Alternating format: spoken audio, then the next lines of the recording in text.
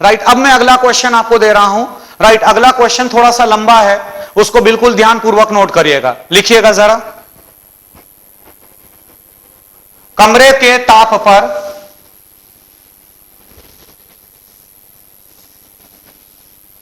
कमरे के ताप पर निम्नलिखित अभिक्रिया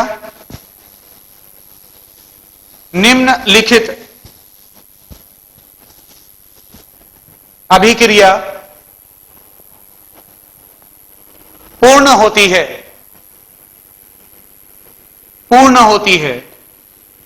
अभिक्रिया नोट करिएगा।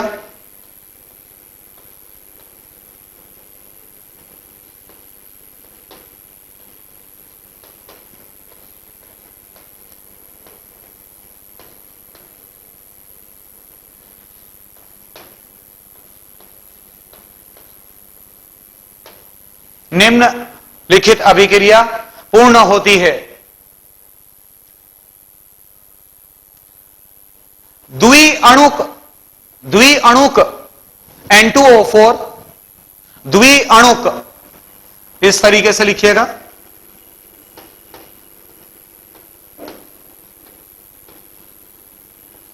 द्विअणुक जिसको कि आप लोग बोलते हैं डाइमर, N2O4 ठोस अवस्था में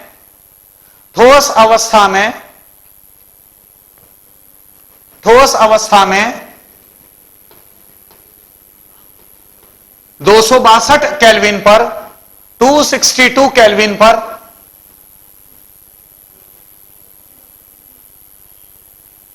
आ जाता है।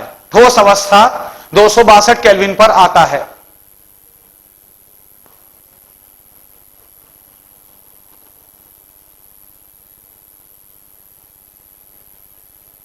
दो फ्लास्क, पूर्ण विराम करने के बाद लिखिएगा आगे। दो फ्लास्क जिसमें एक का आयतन 250 ml तथा दूसरे का आयतन 100 ml है,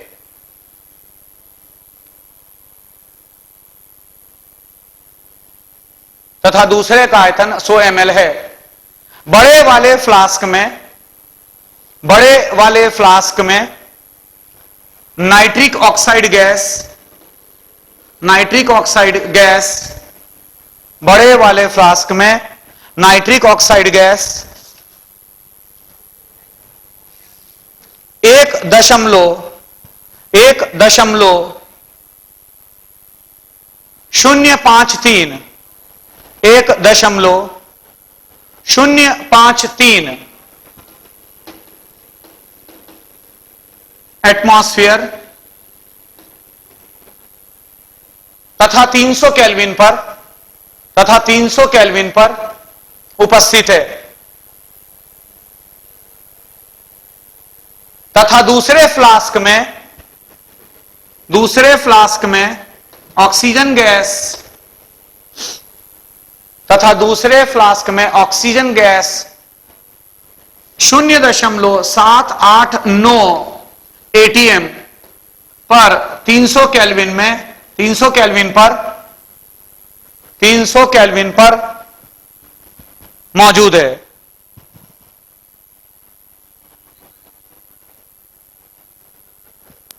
दोनों फ्लास्क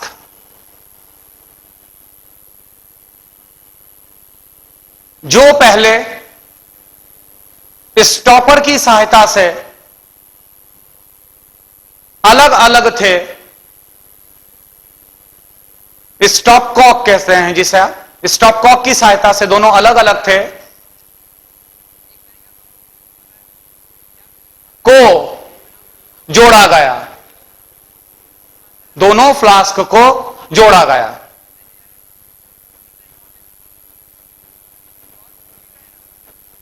यदि फ्लास्क का तापमान 220 केल्विन, यदि फ्लास्क का तापमान 220 केल्विन 220 केल्विन कर दिया जाए, 220 केल्विन कर दिया जाए, तब शेष गैस का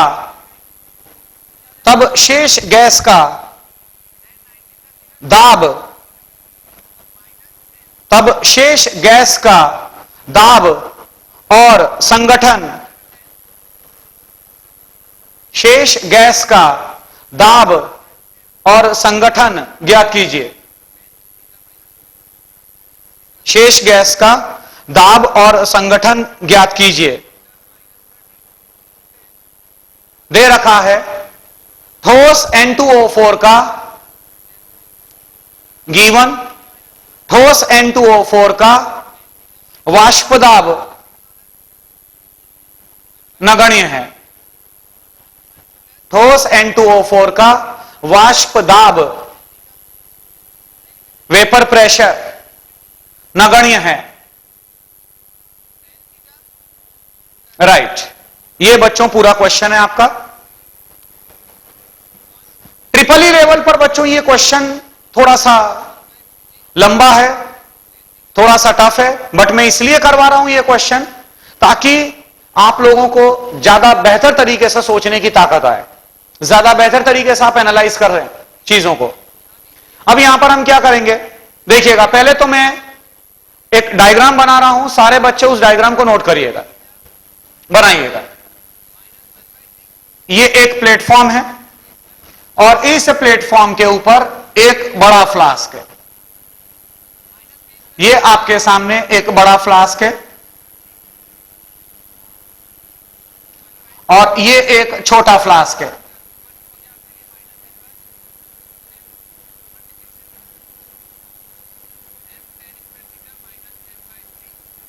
राइट, देखिए साफ साफ दोनों के आयतन में डिफरेंस आ रहा है। राइट, अब ये दोनों के दोनों अभी सेपरेटेड है।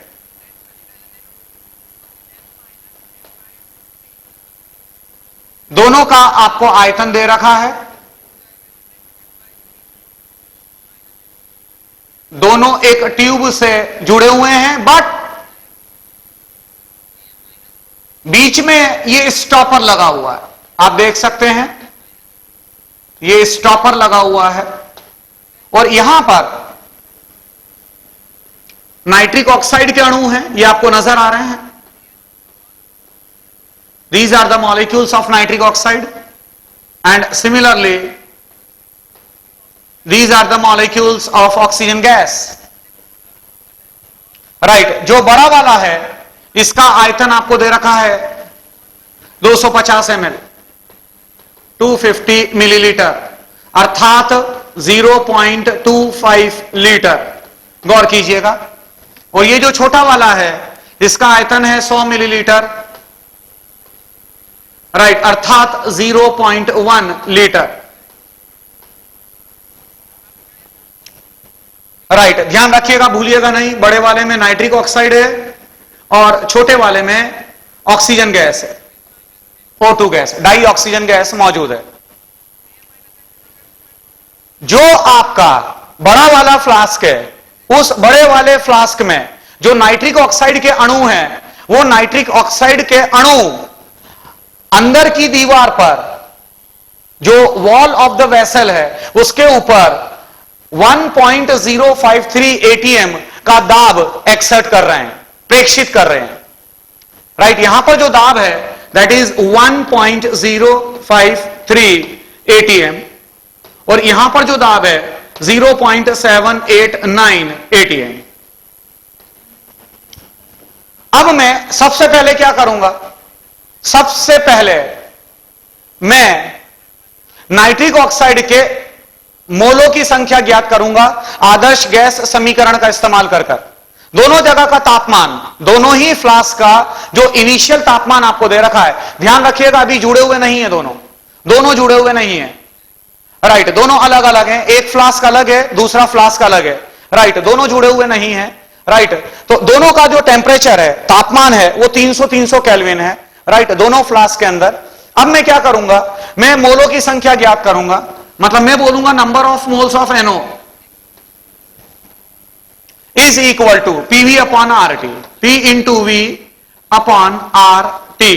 प्रेशर आपको दे रखा है 1.053 गुणित आयतन, आयतन है 0.25 बटा R का मान 0.0821 गुणित 300 केल्विन। राइट, यहां से आपको number of moles of nitric oxide प्राप्त होंगे, यहां से number of moles nitric oxide के प्राप्त होंगे। ये जो मान मिलेगा हमारे को दैट इज 1.069 गुणित 10 की घात में ऋण 2। और आप सब अच्छी तरीके से जानते हैं कि जो मोल है वो मोल अपने आप में एक नंबर है, इसीलिए उसकी यूनिट मैंने कुछ भी नहीं लिखी अभी। Similarly number of moles of O2 is equal to P into V upon RT। दाब आपको दे रखा है 0.789 इंटू आयतन है 0.1 बटा 0.0821 गुणित 300। राइट, यहां से number of moles of oxygen आपको प्राप्त होंगे। जो number of moles of oxygen हमारे को मिलेंगे दैट इज इक्वल टू 0.32 गुणित 0.32 गुणित 10 की घात में ऋण 2। चेक करिएगा। राइट, सारे डाटा आपके सामने लिखे हुए हैं। अब जो अभिक्रिया हो रही है, अब मैंने क्या किया, यहां तक तो एक पार्ट बच्चों कंप्लीट हो गया, एक part, one part of the complete story is over. कहानी का एक पार्ट कंप्लीट हो चुका है। राइट, अब हम आगे बढ़ रहे हैं। अब हमने क्या किया कि इनको मिक्सअप किया। ये मैंने स्टॉपर हटा दिया, ये देखिए आपके सामने मैंने स्टॉपर हटा दिया, और जैसे ही मैंने स्टॉपर हटाया इसका मतलब अब ये दोनों गैसेस मिक्स हो जाएगी। यहां से नाइट्रिक ऑक्साइड चली, राइट, और यहां से ऑक्सीजन गैस चली, और दोनों गैसेस आपस में मिक्स हो जाएगी। दोनों गैसेस आपस में मिक्स हो गई, और जब दोनों गैसेस आपस में मिक्स हो गई, राइट, अच्छा, तापमान मैंने क्या किया, तापमान मैंने 220 केल्विन कर दिया। तापमान हमने 220 केल्विन किया, मिक्स किया, और मिक्स करने के बाद जो है तापमान को 220 केल्विन तक आप ले गए। तो पहले मैं क्या करूंगा, सबसे पहले तो मैं जो अभिक्रिया है वो अभिक्रिया को लिखूंगा, twice of NO plus O2 giving twice of NO2, और ट्वाइस ऑफ NO2 से बन रहा है द्विअणुक, जिसको डाइमर आप बोलते हैं, N2O4 का निर्माण हो रहा है। नाइट्रिक ऑक्साइड व ऑक्सीजन के मोलों की संख्या आपको पता है, right, that is nitric oxide के मोल आपने ज्ञात किए 1.069 गुणित 10 की घात में ऋण 2, और वहां पर आपने पता किया 0.32 गुणित 10 की घात में ऋण 2। नाइट्रिक ऑक्साइड व ऑक्सीजन के मोलों की संख्या आपने ज्ञात कर ली है। अब यह अभिक्रिया क्या बता रही है हमारे को, ये जो रासायनिक अभिक्रिया है, ये रासायनिक अभिक्रिया आपको क्या बता रही है, यह बताती है कि अगर ऑक्सीजन का 1 मोल है तो नाइट्रिक ऑक्साइड के 2 मोल होने चाहिए, अगर इसके 2 मोल हैं तो इसके 4 मोल होने चाहिए, अगर इसके 3 मोल हैं तो इसके 6 मोल होने चाहिए, इसका x मोल है तो ये 2x मोल होने चाहिए। तो जब ये 0.32 इंटू 10⁻⁻² है ऑक्सीजन, तो जितने मोल ऑक्सीजन के हैं, राइट, उसका डबल NO होना चाहिए, या जितने मोल NO के हैं उसका आधा ये होना चाहिए। गौर से चेक करिए, अभी यहां पर जो ऑक्सीजन है, जो ऑक्सीजन गैस है, वो ऑक्सीजन गैस है कम मात्रा में उपस्थित है, मतलब जितने मोल ऑक्सीजन गैस के होने चाहिए थे, जितने मोल ऑक्सीजन गैस के होने चाहिए थे, उतने मोल यहां पर मौजूद नहीं है। गौर से चेक करिए, अगर इसके 2 मोल है तो इसका 1 मोल होना चाहिए, इसके अगर 4 मोल है तो इसके 3 मोल, अगर इसके 4 मोल तो 2 मोल, ये 6 तो ये 3, अगर ये 2x तो ये x होना चाहिए। इसका मतलब ये हुआ कि जितने मोल NO के हैं उसका आधा O2 होना चाहिए, या जितने मोल O2 के हैं उसका डबल NO होना चाहिए। अभी जो मोलों की संख्या है, ये मोलों की संख्या हमारे को यह बताती है कि ऑक्सीजन के मोलों की संख्या कम है। इसका मतलब जो ऑक्सीजन है वो सीमांत अभिकारक की तरह काम करेगा, सीमांत अभिक्रमक की तरह काम करेगा। दैट इज जो ऑक्सीजन है वो ऑक्सीजन लिमिटिंग रिएजेंट की तरह काम करेगा। मतलब जितने मोल चाहिए, ऑक्सीजन के जितने मोल होने चाहिए, जितने उसके मोल प्रेजेंट होने चाहिए उतने नहीं है। It means the oxygen will is acting as a limiting reagent. Oxygen जो है वो लिमिटिंग रिएजेंट की तरह काम कर रहा है। तो अब यहां पर मतलब ऑक्सीजन पूरी तरीके से खत्म हो जाएगा। एक बात तय हो गई कि जो ऑक्सीजन है वो पूरी तरीके से खत्म हो जाएगा। मतलब सीधी सी बात है बच्चों कि जिसके मोल कम है तो वो पूरी तरह से खत्म हो जाएगा। ऑक्सीजन के मोल कम है तो ऑक्सीजन के मोल कम है, इसका मतलब ऑक्सीजन पूरी तरीके से कंज्यूम हो जाएगा, राइट। और जितने मोल ऑक्सीजन के हैं उसका डबल NO रिएक्ट करेगा। मतलब NO के कितने मोल बच जाएंगे वो मैं पता कर सकता हूं। 10⁻⁻² मैंने कॉमन लिया, 1.069 माइनस 0.64। चेक करिएगा। आप बोलेंगे सर आपने ये 0.64 क्यों लिया? क्योंकि बच्चों ऑक्सीजन के जितने मोल हैं उसका डबल NO रिएक्ट करेगा। जितने मोल ऑक्सीजन के हैं उसका डबल NO रिएक्ट करेगा। तो इसका डबल मैंने कर दिया, 0.32 इंटू 10⁻² का डबल हो जाएगा 0.64 इंटू 10⁻²। इसका मतलब यह हुआ कि यहां पर मैंने 0.64 10⁻² कॉमन ले लिया, इतने मोल NO के बच गए। अच्छा, अगर मैं आपसे यह पूछूं कि ऑक्सीजन NO2 के कितने मोल बनेंगे, तो जो सीमांत अभिक्रमक है, जो आपका लिमिटिंग रिएजेंट है, जो आपका लिमिटिंग रिएजेंट है वो डिसाइड करेगा, जो आपका लिमिटिंग रिएजेंट है वो डिसाइड करेगा कि NO2 कितना बनेगा। ऑक्सीजन लिमिटिंग रिएजेंट है तो ऑक्सीजन ये बताएगा कि NO2 के मोलों की संख्या कितनी होगी। तो NO2 के मोलों की संख्या इसका डबल बनेगी। इट मींस ये कर दिया मैंने 0.64 गुणित 10⁻²। ये हमने NO2 के मोलों की संख्या ज्ञात करी और NO2 आपस में जुड़ेगा और आपस में जुड़कर N2O4 का निर्माण करेगा। मैंने पहले ही आपको बता दिया है कि जो N2O4 अपने आप में द्विअणुक है, इसका मतलब वो अपने आप में एक डाइमर है, तो यहां पर N2O4 का निर्माण होगा। और N2O4 के कितने मोल बनेंगे, गुणांक को देखते चलिएगा। गुणांक NO2 का 2 है, यहां पर गुणांक 1 है। इसका मतलब यह हुआ कि जितने मोल NO2 के है उसका आधा N2O4 बनेगा, दैट इज 0.32 गुणित 10⁻²। गुणांक को देखना है बच्चों। NO2 के आगे 2 लगा हुआ है और N2O4 के आगे 1 लगा हुआ है। इसका मतलब यह हुआ कि जितने मोल NO2 के हैं उसका आधा N2O4 का निर्माण होगा, राइट। N2O4 के मोलों की संख्या आपने पता करी 0.32 गुणित 10⁻², राइट। ये N2O4 के मोल बन चुके हैं। और क्योंकि तापमान आपने 220 केल्विन कर दिया था, इसीलिए और क्वेश्चन में आपको दे रखा है कि 262 केल्विन पर। क्वेश्चन को चेक करिएगा, मेरी उंगली को देखें, जस्ट सी माय फिंगर, कि 262 केल्विन के ऊपर N2O4 ठोस अवस्था में चला जाता है। N2O4 ठोस अवस्था में जाता है। यहां पर इतने मोल N2O4 के बन रहे हैं। आपने तापमान को 220 केल्विन कर दिया, अर्थात तापमान को आपने और ज्यादा कम कर दिया, तापमान को आपने और ज्यादा कम किया है। इसका मतलब यह हुआ कि N2O4 ठोस अवस्था में जा चुका है। और चेक करिए प्रश्न में, मैंने आपको प्रश्न में यह दिया हुआ है, मैंने प्रश्न में यह दे रखा है आपको कि जो N2O4 है वो N2O4 का ठोस अवस्था में वाष्प दाब नगण्य है।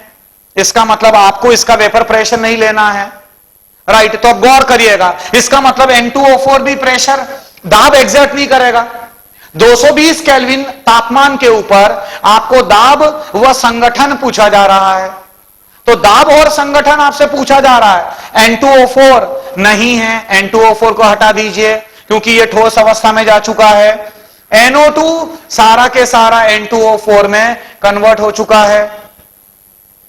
O2 भी प्रेजेंट नहीं है, O2 भी खत्म हो चुका है क्योंकि वो सीमांत अभिकारक था, सीमांत अभिक्रमक था, लिमिटिंग रिएजेंट था, वो पहले ही खत्म हो चुका है। और NO, बस सिर्फ NO बचा हुआ है। और NO के कितने मोल बचे हुए हैं? अगर हम लेफ्ट ओवर मोल की बात करें तो NO के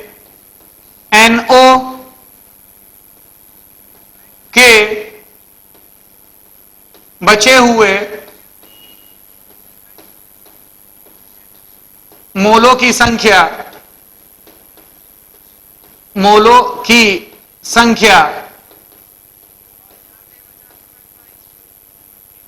बराबर यहां पर लिखा हुआ है 1.069 माइनस 0.64।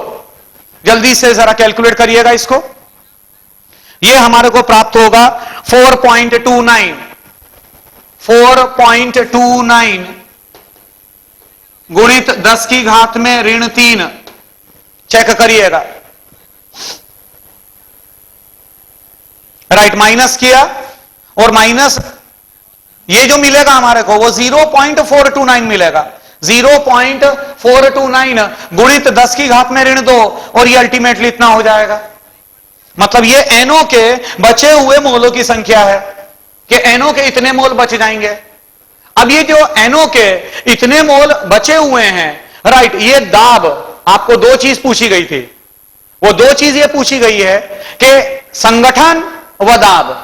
तो संगठन आपने पता कर लिया, कॉम्पोजिशन कि भाई NO के बचे हुए मोल इतने हैं, ये संगठन आ गया। ये आपने कॉम्पोजिशन प्रेडिक्ट किया, राइट। अब आपसे ये पूछा जा रहा है कि दाब कितना होगा। तो अगेन मैं अवस्था का समीकरण इस्तेमाल करूंगा, इक्वेशन ऑफ स्टेट, जो अवस्था वाला समीकरण है PV is equal to nRT, मैं उसका इस्तेमाल करूंगा। इट मींस मैं बोलूंगा PV is equal to nRT, it means P is equal to number of mole. Nitric oxide दाब एग्जर्ट करेगा, वो गैसीय अवस्था में है, नाइट्रिक ऑक्साइड का दाब कितना है, राइट, उसके लिए इतने मोल में लूंगा यहां पर 4.29 गुणित 10 की घात में ऋण 3 इंटू 0.0821। गौर कीजिएगा, तापमान 220 केल्विन अपॉन आयतन। ये दोनों फ्लास्क को आप जोड़ चुके हैं, राइट। और ये जो ट्यूब है, इस ट्यूब का आयतन नगण्य है। इसका मतलब ये ट्यूब का आयतन आप ना माने, ये 250 ml, ये 100 ml, मतलब टोटल आयतन, कुल आयतन हो जाएगा 250 धन 100, ये मिलेगा मेरे को 350 मिलीलीटर, जो हो जाएगा 0.35 लीटर। इट मींस ये आयतन मैं यहां पर रख दूंगा, इट इज 0.35 लीटर, राइट। अब मैं यहां से प्रेशर मुझे प्राप्त हो जाएगा। ये जो प्रेशर का मान आपको मिलेगा, सिर्फ आपको हल करना है, राइट। ये प्राप्त हो जाएगा 0.2213, दैट इज 0.2213 वायुमंडल।